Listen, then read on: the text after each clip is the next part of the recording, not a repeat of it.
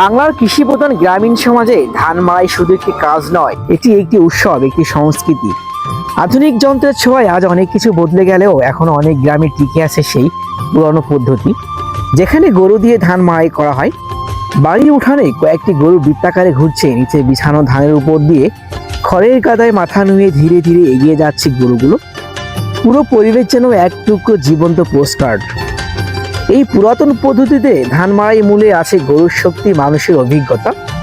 যুগের পর যুগ কৃষকেরা এভাবেই ফসল ঘরে তুলেছেন। ধানের শীষ মারিয়ে খড় ও ধান আলাদা করার এই প্রক্রিয়ায় সময় বেশি লাগে ঠিকই, কিন্তু এতে যে আন্তরিকতা ও শারীরিক সংযোগ থাকে তা যান্ত্রিকতায় সম্ভব নয়। এমন দৃশ্য এখন আর খুব বেশি দেখা যায় না।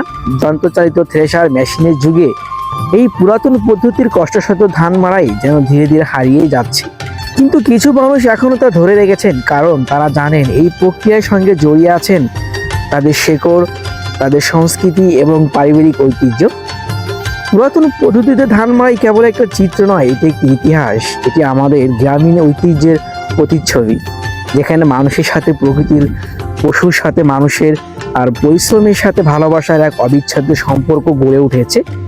এই সম্পর্ক যতদিন টিকে থাকবে ততদিন বাংলার মাটির গন্ধ জীবন্ত থাকবে আমাদের মাঝে।